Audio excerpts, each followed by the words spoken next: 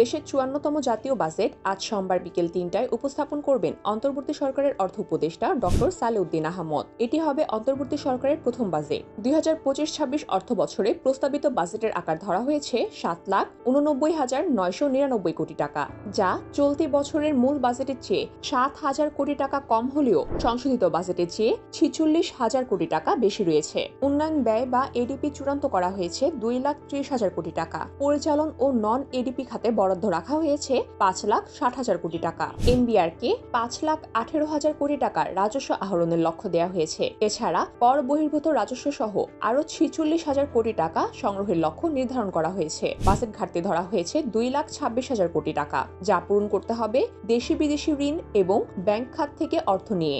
নতুন বাজেটের কর ব্যবস্থায়ও আসছে বড় ধরনের পরিবর্তন। ২০২৬-২৭ অর্থ বছর থেকে ব্যক্তিগত করমুক্ত আয়সীমা কিছুটা বাড়ানোর পরিকল্পনা রয়েছে। বিশেষ ছাড় পাবেন নিবন্ধিত জুলাই যোদ্ধারা। বাড়তে পারে ইলেকট্রনিক্স পণ্যের দাম, বিশেষ করে মোবাইল, ফ্রিজ, এসি, সাবান ও শ্যাম্পু। কমতে পারে অপরিশোধিত তেল, চিনি, বাস ও মাইক্রোবাসের দাম। সংসদ না থাকায় বাজেটটি বিতর্ক বা আলোচনার কোনো সুযোগ ছাড়াই প্রচারিত হবে রাষ্ট্রীয় ও বেসরকারি টেলিভিশন এবং রেডিওতে। পূর্ব রেকর্ডকৃত ভাষণটি বিটিভি সহ সব মাধ্যম একসঙ্গে সম্প্রচার করবে বিকেল ৩টায়। বাজেট ঘোষণা করার পর জনমত গ্রহণ করে ২৩ জুনের পর উপদেষ্টা পরিষদের বৈঠকের জন্য অনুমোদন নিয়ে রাষ্ট্রপতির অধ্যাদেশ আকারে তা কার্যকর হবে ১ জুলাই থেকে।